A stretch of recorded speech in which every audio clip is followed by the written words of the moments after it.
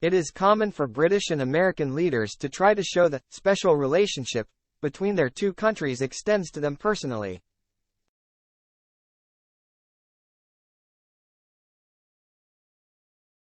When Rishi Sunak landed in San Diego for a flash visit to see Joe Biden, the world's media were spared any such attempts verging on the grandiose.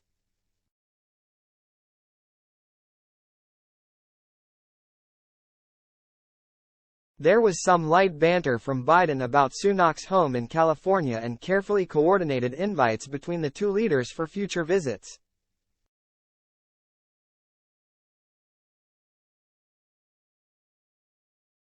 It was a far cry from the scenes of David Cameron playing table tennis with Barack Obama, or Theresa May holding hands with Donald Trump.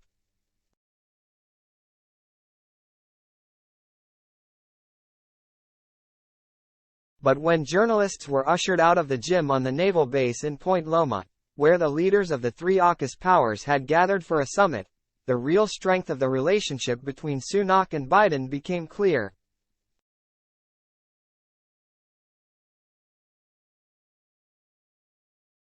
Instead of reams of officials sitting round listening closely, the two leaders spent nearly an hour alone, preferring to have a more personal conversation.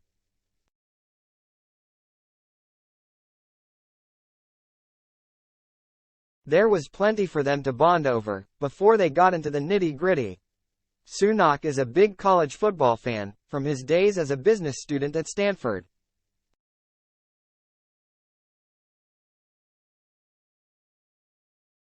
He still has a house in Santa Monica, around 3 hours drive up the West Coast.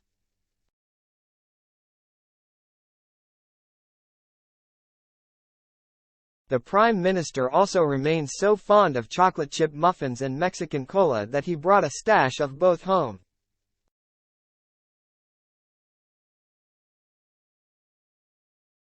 Of course, Sunak is not always keen to talk publicly about his close ties to the U.S., particularly the green card he held until 2021 and whether he will publish his U.S. taxes.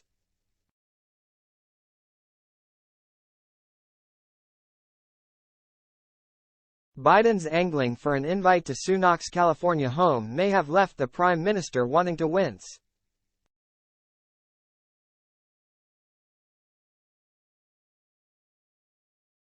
But such encounters are highly valuable. Karen Pierce, Britain's ambassador to Washington, has made persistent requests for a bilateral meeting between the two leaders.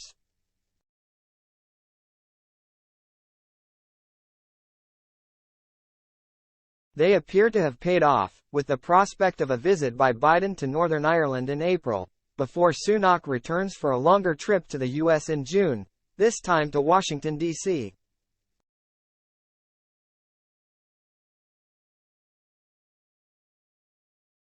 In between, they will meet again at the G7 summit in Japan in May. 3 such meetings in as many months means hopes are not high Biden will come to the UK for the King's coronation.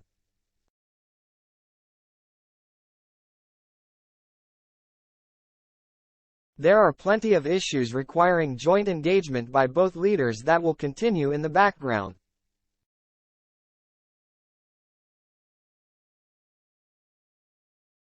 As well as fulfilling plans to give Australia a new fleet of nuclear-powered submarines and working through Britain's concerns about the U.S. Inflation Reduction Act, the question of how to deal with China's growing aggression is a live one.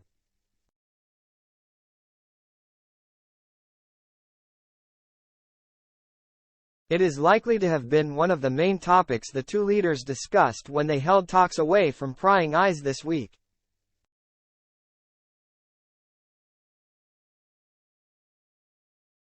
Biden joined the U.S. Senate in 1973, meaning he has been in frontline politics for longer than Sunak, 42, has been alive.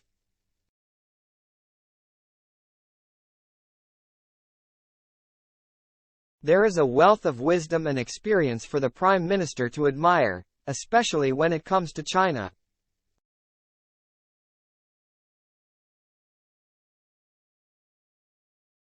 During a career keenly focused on foreign affairs, Biden is said to have spent about 100 hours speaking to President Xi Jinping.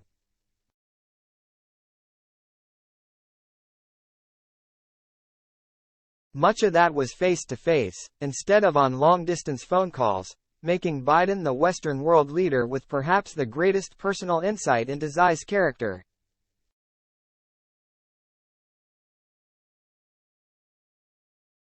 At Monday's summit of the three AUKUS powers, they agreed that the challenge posed by China stretched decades ahead.